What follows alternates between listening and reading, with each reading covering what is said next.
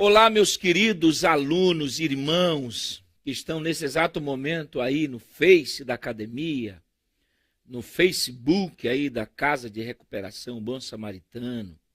Nós estamos aqui falando dos estúdios da Academia dos Pregadores, projeto que começou no coração de Deus e foi extensivo e chegou a todos os nossos corações.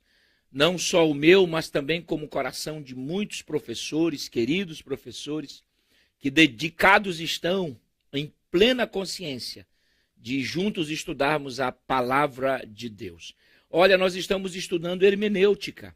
Nós vamos estudar hermenêutica 1, hermenêutica 2 e possivelmente hermenêutica 3. E só para que você fique aí aguçado com... Nós estamos tratando sobre os axiomas da Bíblia, as duas verdades infalíveis sobre a Bíblia. Nós estamos fazendo a transposição dos abismos entre nós e a Bíblia. Ok? Lembrando que nós não somos os leitores originais. Lembrando que quando a Bíblia foi escrita, não foi escrita pensando em nós. Ela tinha um objetivo. Passou a chegar até nós devido ao sopro de Deus. Não soprou os autores, mas soprou as palavras que os autores escreveram. Então, entre o autor e o leitor, há uma grande diferença. Eu não sou o autor. Eu não estava lá. E esses abismos devem ser diminuídos estudando o abismo cultural. E nós estamos estudando aí, não reclame da minha letra, porque a minha letra, escrevo meio hebraico com aramaico e umas vertentes no grego. E nós estamos aqui falando sobre o abismo linguístico, porque a Bíblia não foi escrita na nossa linguagem, porque não éramos os leitores originais. Então, venha conosco, divulgue a academia. Eu sei que esse projeto é de Deus. Eu sei que esse projeto nasceu no coração de Deus e foi derramado nos corações desse povo maravilhoso. Então, convido você para estudar comigo, estudar com tantos outros professores de Deus. Venham conosco, divulguem a academia, entendeu? Fale sobre a academia aí e que Deus te abençoe poderosamente. Então, vamos continuar a nossa aula. Fique com Deus, em nome de Jesus. Bom, meus amigos, queridos alunos, nós estamos vendo aqui o abismo linguístico. A aula passada, nós passamos aí no abismo linguístico. Lembro-me que eu disse aos senhores que, como a Bíblia não for escrita no nosso idioma, automaticamente nós precisamos conhecer, porque nós não somos os leitores originais da Bíblia, ok? A Bíblia não foi escrita para nós, chegou até nós. E é interessante que, como a Bíblia ela foi escrita em 3 idiomas, o hebraico nós já estudamos na aula passada, a palavra hebraico ele vem de um patriarca chamado Heb, que era Eber, que era contemporâneo de Sem, da onde surge Heb, Abraão, o povo que nós chamamos de hebreus, e eles tinham o hebraico como a língua oficial. Vale a pena lembrá-los que o hebraico é constituído de 22 letras, o formato é quadrático e lê-se de trás para frente. 90% com algumas partes em aramaico foram escritas em hebraico. Uma outra língua também, que algumas partes, trechos da Bíblia que aparecem, é o aramaico. E eu coloquei o aramaico após o hebraico, porque o aramaico ele é dotado de muitas semelhanças com o hebraico. Por exemplo, possui o mesmo alfabeto, entendeu? Lê-se de trás para frente. A diferença são duas. E eu quero que você grave isso, inocule isso. A diferença do hebraico para o aramaico existem, na verdade, 2 diferenças. Eu quero deixar aqui. Lembrando que o aramaico é muito comum, muito semelhante ao hebraico. Mesma letra, mesmo alfabeto, lê-se de trás para frente, entendeu? A primeira diferença, melhor dizendo, é o som. Quando se traduz, quando se fala em aramaico, o som é diferente daqui que se fala no hebraico. E a segunda diferença é que todos os trechos bíblicos que aparecem o aramaico, nós precisamos entender que são de gentios para judeus e de gentios para gentios.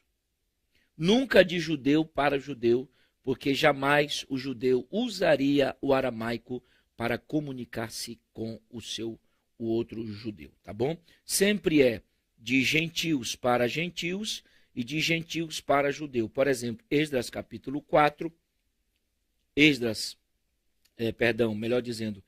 gentil para o outro gentil é Esdras 4, 8, 23, e de gentil para um judeu, Esdras 7, nós já estudamos isso. A terceira língua que compõe as escrituras sagradas é o grego, ok? Vamos olhar aqui, vamos mudar a página,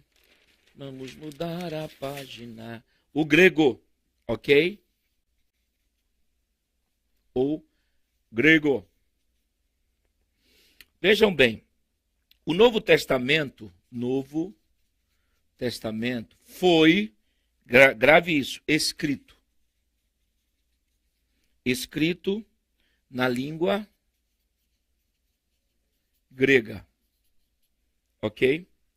Com a única exceção,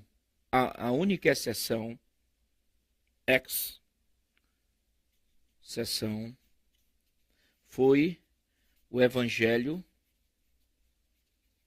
de Mateus, ok? O Evangelho de Mateus. Isso aqui é muito bom nós aprendemos. O Evangelho de Mateus foi escrito em aramaico.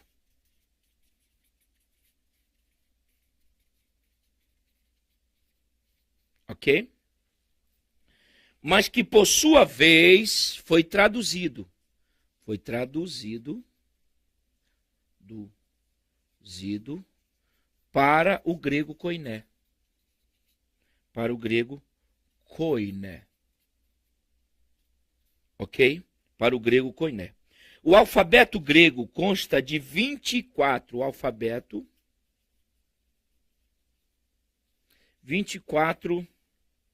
letras. Aí isso aqui é muito nosso, né? A primeira é a alfa e a última é ômega. Ômega. Ok? Apocalipse, capítulo 1 e o 8. O grego das escrituras neotestamentárias é denominado grego koiné. Isto é, eu quero que você aprenda isso aqui. O grego koiné é um grego comum. Eu já disse isso em algumas aulas. É o grego comum. Não era uma língua sagrada ou hermenéutica, melhor dizendo. Ao contrário, era uma língua falada por qualquer pessoa. O koiné tornou-se uma língua universal, principalmente depois das conquistas de Alexandre Magno, no ano 330 a.C. Então, é muito interessante nós termos essa noção. Por exemplo, todo o Novo Testamento, com exceção do Evangelho de Mateus, fora produzido em grego. Só que o Evangelho de Mateus foi produzido em aramaico, mas depois ele foi transformado, ele foi, na verdade, traduzido para o grego koiné. O grego que nós temos no Novo Testamento, preste atenção, é um grego simples, popular, povão. Não é o grego que se fala na Grécia. Ali é um grego clássico. E eu tive o privilégio de estudar na PUC o grego clássico. Ok? Na verdade, na USP, o grego clássico. Então, é isso que nós temos que ter uma diferença. A Bíblia foi escrita numa linguagem, num idioma comum, no caso do Novo Testamento, tá bom? E graças ao Alexandre, o grego tornou-se uma língua oficial da época. Preste atenção. Todo estudante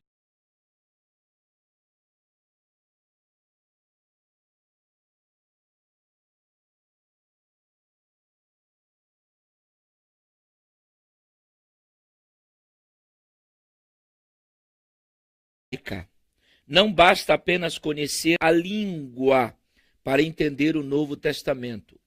É também necessário empatia com a cultura hebraica.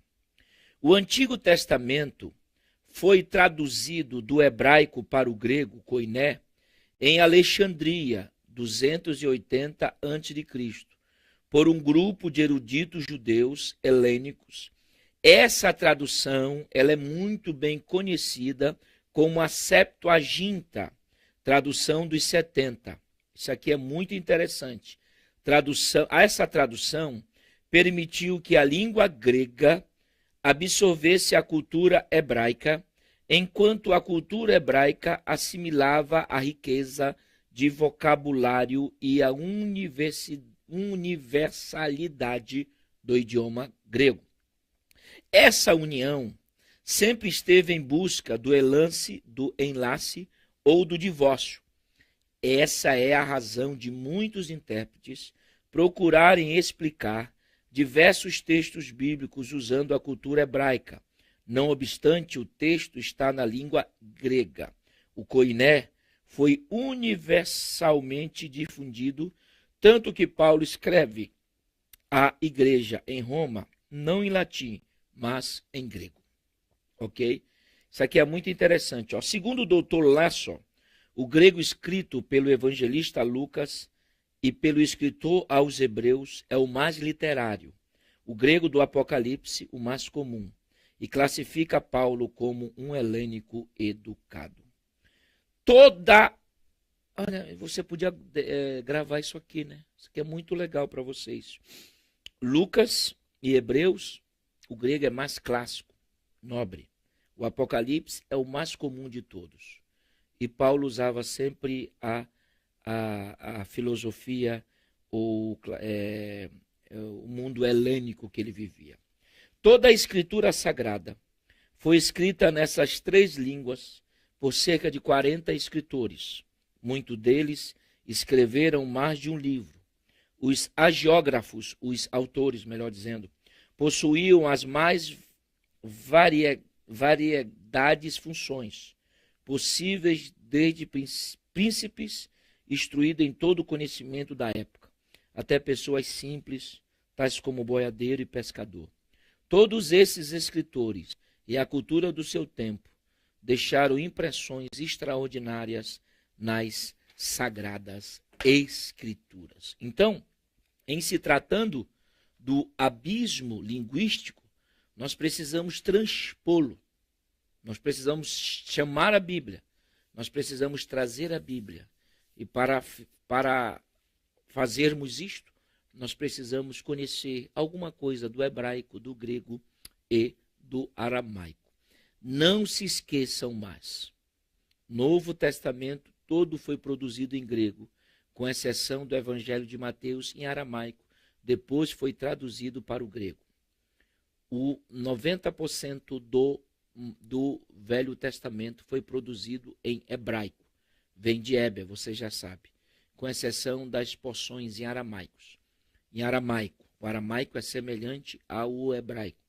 22 letras, quadrático, letras para frente, mas a diferença está no som, e a diferença está que no aramaico judeu escreve, gentio escreve para judeu, e gentio escreve para gentio, nunca judeu para judeu. Ok?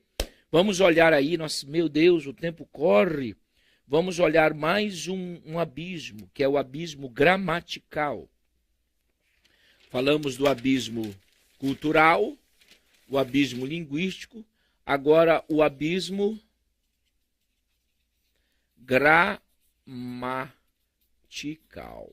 Muito interessante. O abismo gramatical. Preste atenção. O abismo gramatical. Ou seja, pessoal, por que a interpretação gramatical? Por que gramatical é importante? Lógico, também que o gramatical tem tudo a ver com o linguístico também, né? Mas nós vamos tentar. Vários fatores destacam a importância de atentar para a gramática bíblia, o significado de palavras, de maneira que possam trazer alguma explicação para nós. Por exemplo, por quê? Por quê que nós devemos traduzir, ou seja, transpor o abismo gramatical? Primeiro, qual a importância? Primeiro, pela natureza da inspiração. Estamos tratando com um livro inspirado. Deu para entender ou está difícil? Segundo, o objetivo da exegese. Terceiro, o problema da comunicação.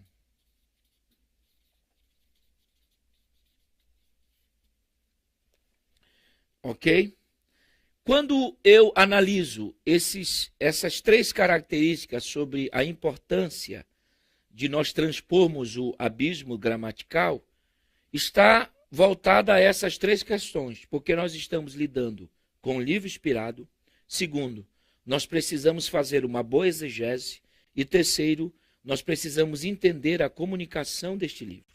Então, isto é muito importante para todos nós que estamos estudando hermenêutica, porque quando eu analiso que a Bíblia tem um abismo gramatical, e eu preciso me unir a ela, e unindo-me a ela, eu tenho que entender alguns pormenores. Por exemplo, estou lidando com a Bíblia que é de natureza divina. Por exemplo, se cremos que a Bíblia foi verbalmente inspirada, como esclarecido em outros tópicos, então acreditamos que cada palavra nela contida é importante. Talvez nem todas as palavras e frases tenham a mesma importância, mas todas elas têm uma finalidade. Do contrário, por que Deus as teria incluído? A interpretação gramatical é o único método que respeita integralmente